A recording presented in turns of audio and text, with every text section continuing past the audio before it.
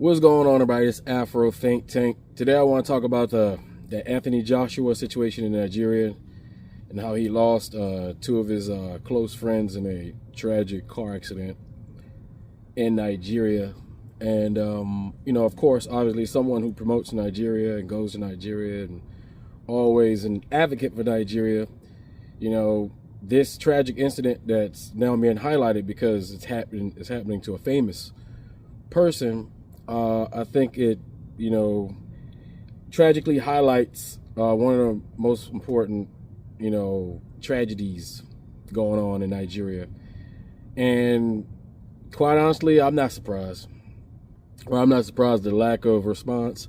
I'm not surprised at anything that happened there because, unfortunately, for Nigeria, as great as it can be, it's just missing the arteries and the veins necessary to operate that body effectively. And that is, in fact, the tragic truth of the matter. And that's why, as much as I'm in Nigeria, I say to people who want to go to Nigeria and duplicate what I'm doing in Nigeria, I always, depending on who they are, suggest other countries. Because even though I know that Nigeria is the future, I see infrastructure being built. Every time I go, I see improvement in infrastructure. And there's a lot of infrastructure happening in Nigeria, but at the same time, it can be going a lot faster. And plus, you got to remember, Nigeria is a big place, and there's a lot of people. And with their population, the infrastructure that they had before cannot handle this population. That's it in a nutshell. The infrastructure that was laid out in colonialism, after colonialism, when Nigeria was doing relatively well, was pretty much equal with this, with the rest of the developing nations before the various Western-sponsored coups destabilized the country. They were doing all right. The infrastructure that they had before fit, but the population is it just blew up so big that what they got going on now is just not enough. They need massive infrastructure, right? Unlike the rest of the African countries, this place is populous. It's so many more. It's so much more than I'm telling. They say 200 million people. It's got to be more than that. Who the hell is doing accounting? I'm telling you. There's got to be. I wouldn't be surprised if there was a billion people in Nigeria, to be honest. I wouldn't. If you told me there was a billion people in Nigeria by itself, or at least 500 million, I wouldn't be surprised. But I always say Nigeria is Nigeria is a few good politicians away from just being. And that's what pisses every Nigerian off too. Because it's like, despite the foreign interruption in Nigeria, it's them politicians, man. It's just, they so greedy. The uppity class of Nigerians, they're terrible, man. It's ridiculous. I mean, we can't even, obviously not all the upper class, but everybody has an upper class. You got to remember, African people on the continent, there is an upper class that's always been there. Don't think that when you think that Africa being colonized and neo-colonized, that destroyed the class system that always existed. All the kings are still there. The same royal bloodlines for thousands of years, unbroken. In all these African countries, they're still there, irrelevant. They're not rich because they got their shit taken by the Europeans, right? But they're still there. The upper class, Africans and had their own dukes and duchesses and shit. That's the thing y'all got to understand, right? The world is much more complicated and bigger than you think. And Africa was a lot greater. We had infrastructure. We had civilization. They destroyed our civilization. But our class system, they never destroyed. So there's still these uppity-ass, smug-ass Africans. These rich-ass, greedy-ass Africans. We got our upper class, our upper echelon, our 1% Africans. These ones in Nigeria. That they're so greedy. And you know how I know? Because all of them got houses here in the DMV. Because I went to school with their kids. That's how I know. I used to party with political presidents' children. I grew up with their children. I went to school with their children. How all their children had cars in high school. All of them. Big ass houses and shit everywhere in the black community. Because their mommies and daddies was politicians in Africa. They go back and forth. And they the ones who start all these fucking African businesses around here. See, I know. Right? And the thing is, so I got inside scoop. I know. I talk to the real Africans. They'll tell me what's going on. This is not just some stuff I see a couple clips off YouTube. I grew up with Africans. We all African Americans in the DMV. We grew up with Africans, so we got African friends we know. Right? This is what they do, and some of them, they just so corrupt. They so greedy. They don't develop their communities. They so greedy. Right? They got to put every naira in their pocket, and because of that, right, the lack of infrastructure and the lack of investment in the future of Nigeria is slow. I mean, is lackluster, right?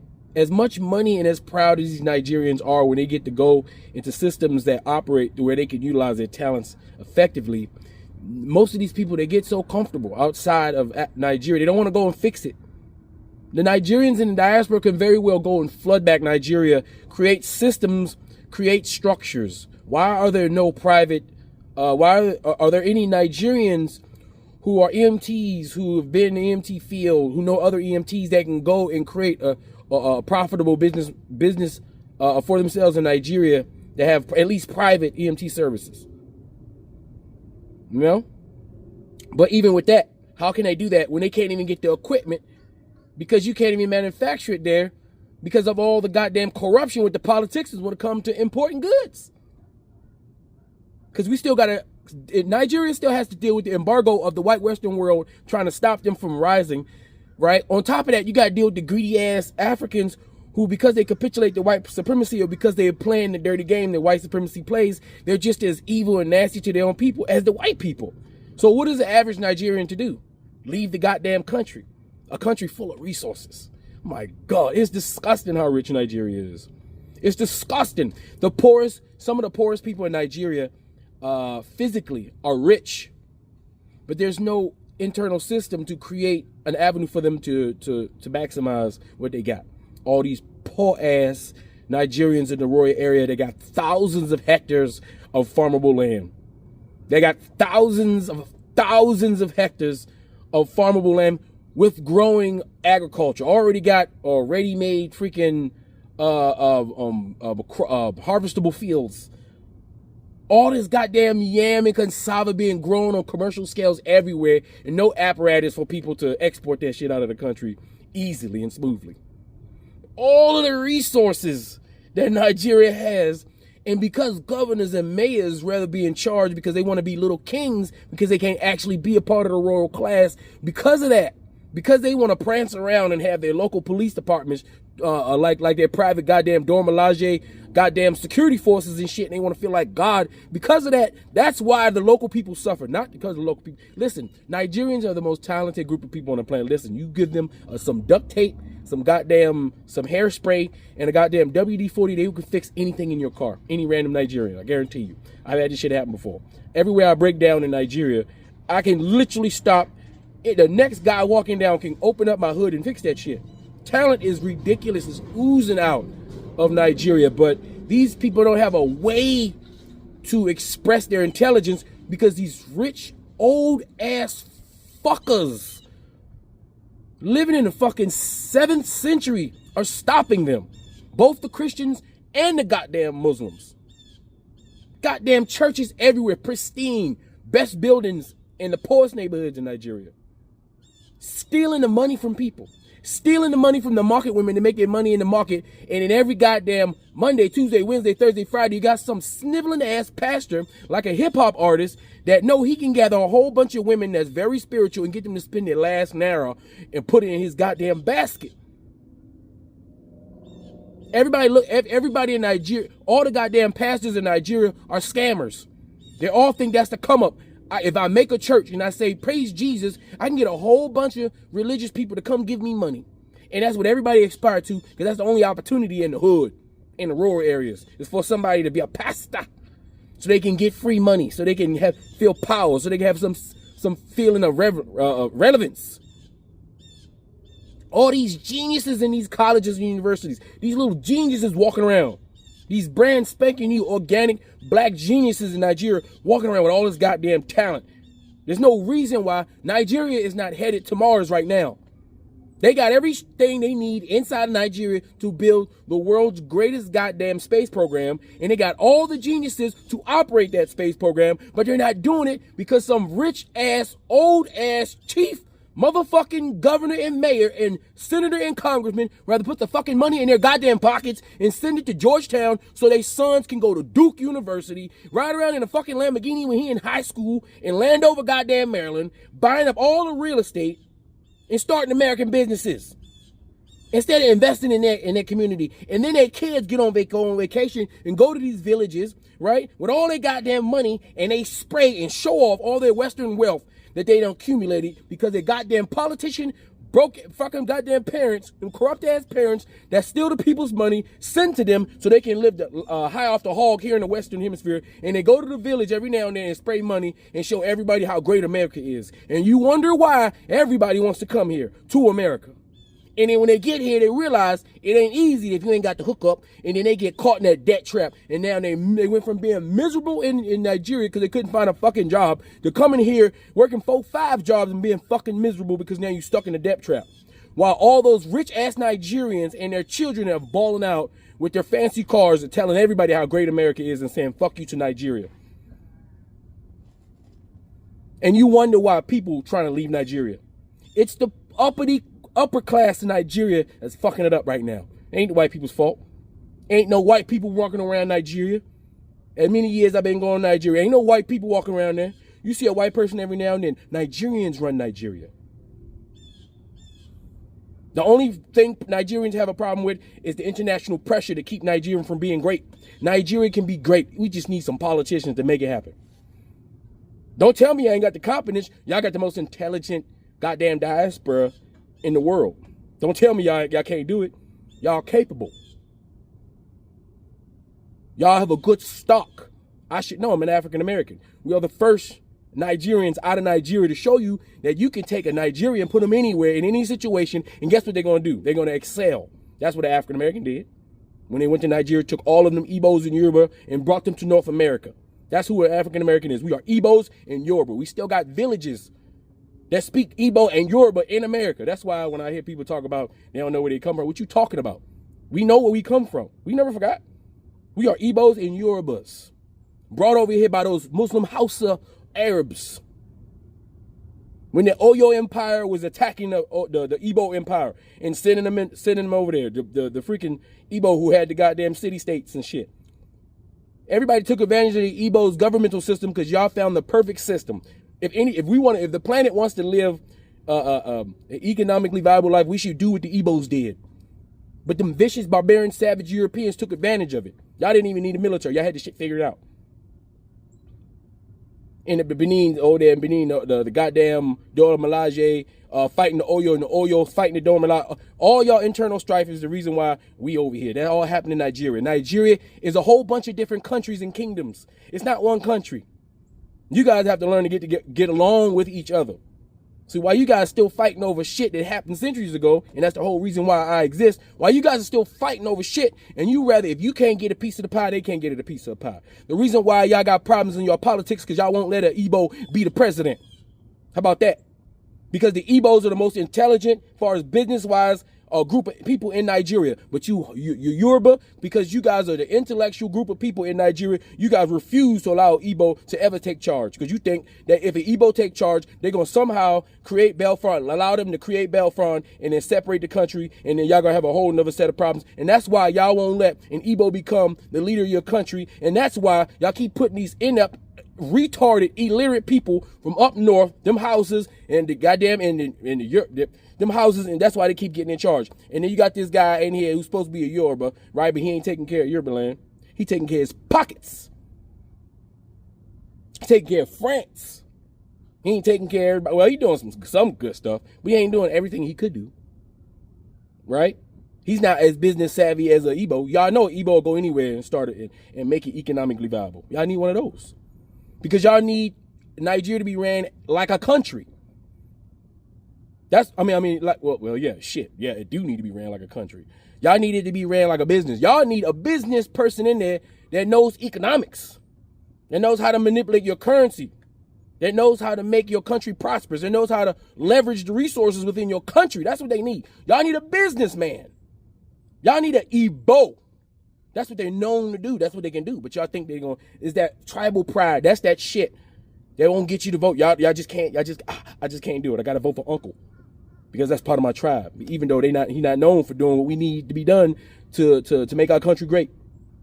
Because y'all don't see each other as Nigerians, as one group of people. Y'all see each other as the kingdoms that you come from, the original countries that used to be there before you guys allowed the white people to come in, use your internal differences against you and cause y'all to be in this situation. Now you're a federation. Y'all one country. What you gonna do? Split up, divide, and be weak and get dominated? Or y'all gonna unify and get over your ego problems and put somebody who's intelligent in the job and have some integrity and stop being so goddamn greedy and allow your brothers and your sisters and your countrymen to get some food too for the betterment of the entire goddamn country. And then when you do that, that will improve the entire African continent. And that will improve the entire world. It's all up to you. Literally, the black world is waiting for you guys to get your shit together. And it's a tragedy that in 2025, one of the richest countries in the world with the smartest people who can do anything is sitting there in that much dilapidation, to the point where I can't even really promote anybody to come there, to be honest, even though I'm there. But I'm a different type of person.